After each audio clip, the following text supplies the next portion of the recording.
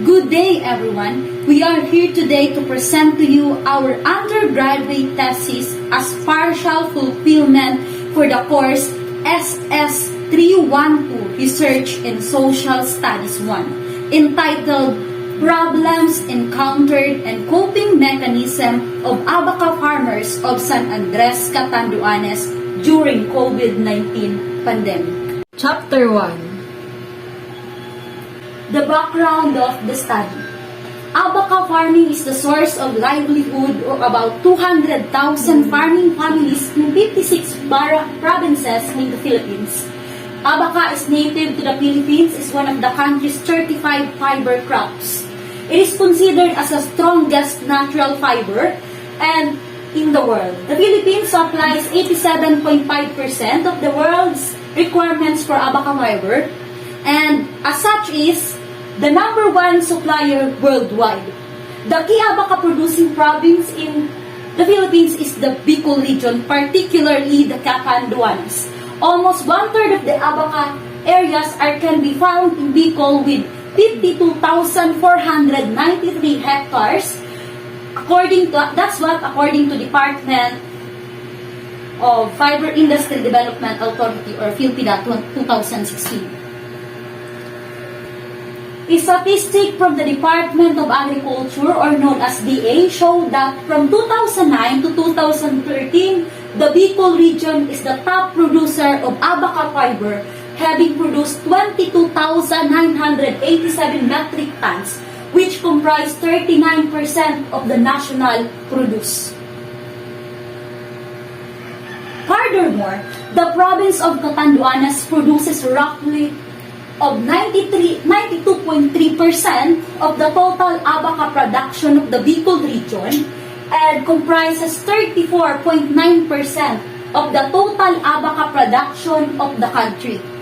Reportedly, Catanduanes has a total of over 35,500 hectares of Abaca land and 15,454 Catanduanon farmers.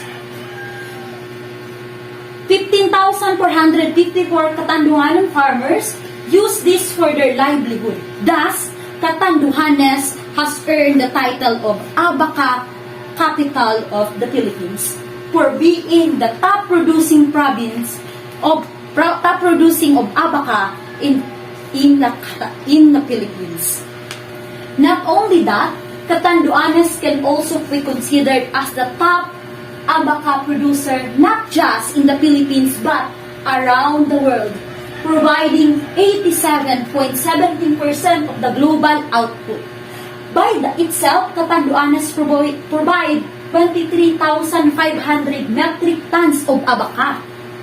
The small islands even beats Ecuador, which only ranks second in Abaca production with a total produce of 8,555 metric tons. The Abaca of Catanduanes export is worth of $144.79 US dollar as in million, which is brought by the countries such as United States, United Kingdom, and Germany. That was according to the PhilPIDA Fiber statistic year 2016 to 2017. This growing industry of Abaca continues and become more popular not only in the Philippines but also around the globe for more years, not until the restriction and lockdown brought by the COVID-19 pandemic was imposed. The novel coronavirus pandemic has opened up an opportunity for the local Abaca industry, but it has also saddled its growth as restriction impeded farmers to produce and harvest the commodity.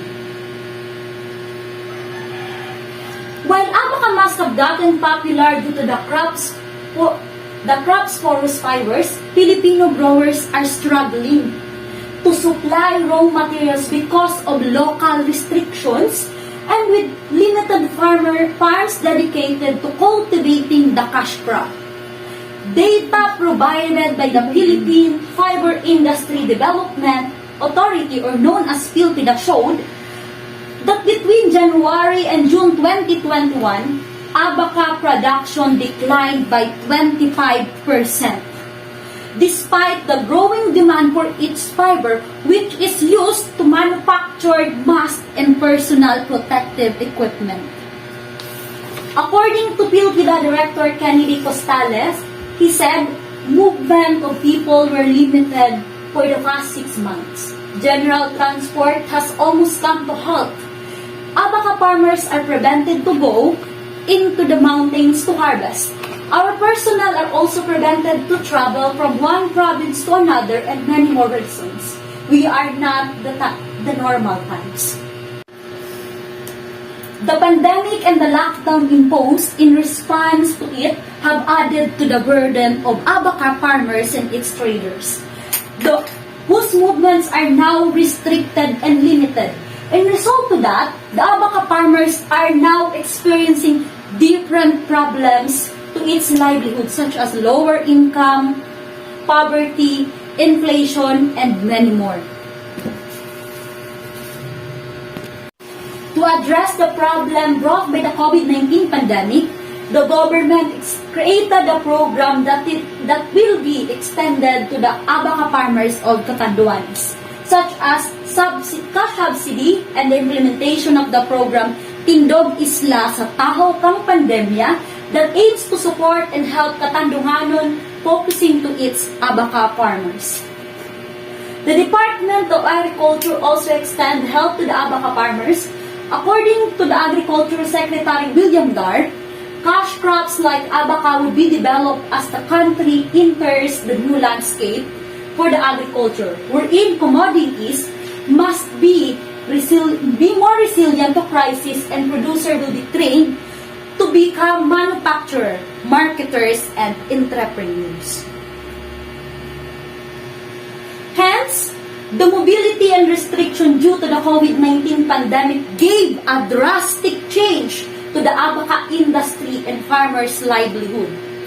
The government of Catanduanes implemented a different program to address the concerns of Abaca farmers to limit and solve the problem brought by the pandemic. In conclusion, this research is aiming to develop a study on how Abaca farmers cope up to the different problems they encountered during the COVID-19 pandemic. The background of the study is being stated to give a narrow direction to the point and to the aim of the study. The Abaca farmers' coping mechanism to this crisis is one of the key variables to this research. The study will be conducted to the top 3 highest producing barangay of San Andres, Catanduanes. It aims to meet and find data through the personal interview to the respondents.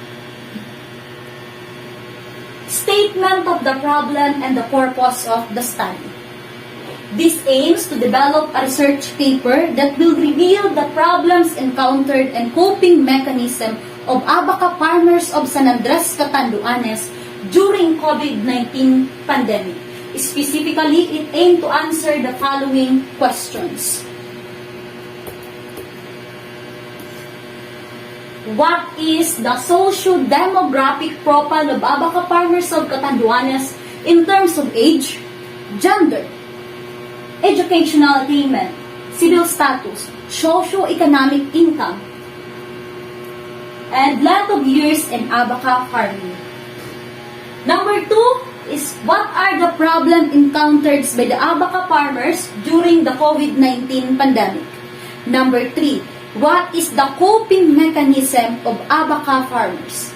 Number 4 is there any significant differences between the coping mechanism of Abaca farmers to its socio-demographic profile?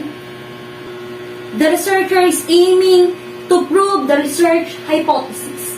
This is where there is a significant differences between Abaca farmers' coping mechanism to a socio-demographic profile in terms of gender, age, educational attainment, civil status, socio-economic status, length of years in Abaca farming. The scope and delimitation of the study. The main goal of this study is to determine the coping mechanism of Abaca farmers in different problems they encountered during COVID-19 pandemic.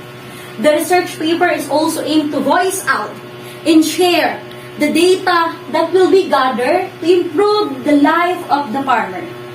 The COVID-19 pandemic is the key factor affecting the coping mechanism and problems they encountered is being studied to produce a valuable research paper.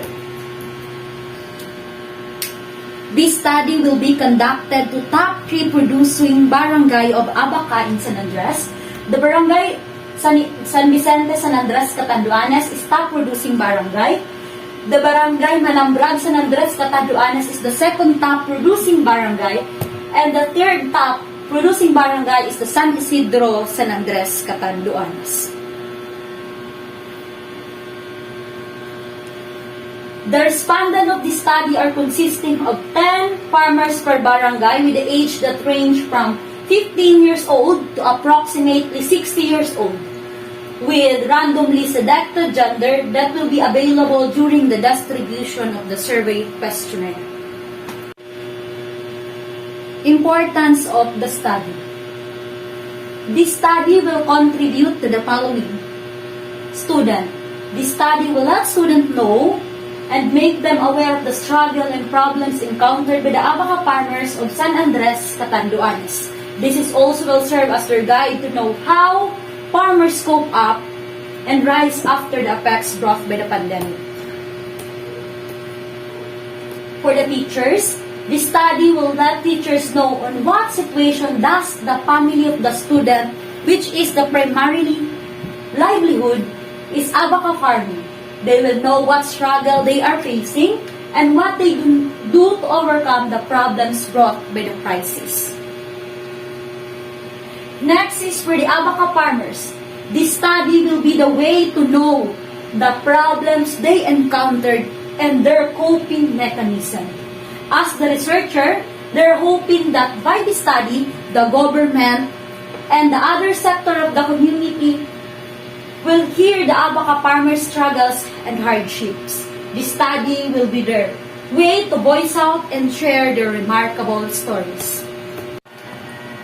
For the government, when the study will share to the government, the researchers are hoping that the government will extend more help and be more aware in the problems encountered by the Abaca farmers. Thus, more policies, programs, and budget can be allocated to the farmers. Researcher, as a future educator, this study will contribute to our views to different marginal people of the society, the lives of the farmer, and the remarkable stories that they will be shared. The experience and lesson we will be gathered will help us to become aware on the current situation of the farmers in the society. For the future researcher, this will serve as their primary data to supplement the data they will need in the same area and field of the study. Research design. This study will use quantitative approach with descriptive methods to gather data and information. Descriptive research design is being defined as the seek to describe the current status of an identified variable. These research projects are designed to provide systematic information. Linda, 2008. Through this method, the researcher will develop a research paper that will reveal the problems that mainly encountered by the Abaca farmers, their coping mechanism, and their significant relationship to the demographic profile of the respondents. Due to the ongoing pandemic, the researcher will only choose 10 respondents in the 3 top producing barangay and make them a representative to their group. This will serve as a reliable data gathering since we will be based on the randomly available farmers with different age range and random gender. Sampling procedure. In this study, no probability sampling using convenience sampling design will be used to determine the informants from the barangays. Only a specific number of informants were chosen in order to represent the population. In this sampling procedure, the researchers select informants who are available and are capable of participating in a research study. The informants that we have chosen and participated in the study are the Abaca farmers of San Vicente, Manambarag, and San Isidro, San Andres, Catanduanes, randomly selected, gender with different age range, other demographic profile. Instrumental invalidation. The instrument used in the study is the survey questionnaire created by the researcher. Survey questionnaire is a method and technique used for gathering statistical information about the attributes or actions of a population by administering standardized questions to some or all of its members. Buckingham and Saunders, 2014. The survey questionnaire created by the researcher are divided into 3 parts. Part 1. The first part is consisting of the initial information of the respondents, such as the socio-demographic profile, age, gender, educational attainment, civil status, socio-economic status, and length of years in Abaca farming. The part 2, the second part of the questionnaire are the possible problems that the farmers encountered in Abaca farming during the COVID-19 pandemic. The question given was in English translated into vernacular language which is vehicle for more easy comprehensions. The third part of the questionnaire are consisted of the questions that are the possible coping mechanism of the Abaca farmers in facing the crisis to Abaca farming brought by the ongoing COVID-19 pandemic. In order to utilize well the answer of the respondents for the statistical sampling techniques, here are the criteria they will use to answer the question. 4. Strongly agree. 3. Agree. 2. Strongly disagree. 1. Disagree. Of the questionnaire, the researchers presented it to authorized persons such as the research teacher and research advisor and other concerned authorities that have relation to the topic of the study. The data gathering procedure. For any research in order to reach its objective, the appropriation of accurate means of data collection is obligatory according to Sarantacus, 1994. Generally, a variety of methods is considered in order to form the basis to the research and to form a more reliable study that will contribute to the institution it belongs. The instrument used to collect and gather data for the study are survey questionnaire. This is the best to use in order to collect data easier and not time-consuming. The data gathering procedure is divided in 5 ways: approval, initial data collection, identification, the actual data gathering with the respondents, and the compilation and analyzation of data. The first is the approval phase. This study will seek for the approval of the research advisor, parents, and the Catanduanes State University College of Education Dean. This study will need to be on the face-to-face with the Abaca farmers in order to list and gather credible data. Thus, this means that the researcher will be prone to the contamination of the virus. The said authorities who will give approval can surely give the researcher an advice to perform this study safe and secure. The second phase in the initial data collection, it will start with the Office of Department of Agrarian Reform and FIDA to collect necessary data, related studies, statistics, and published documents. The third phase is the identification. Due to the ongoing pandemic, the researchers' health will be at risk. In order to avoid such things, the researcher decided to identify the 3 top producing barangay of Abaca in San Andres, Catanduanes. The identification of those barangays will help the researchers to know their next possible step. The fourth phase is the actual data gathering with the respondents.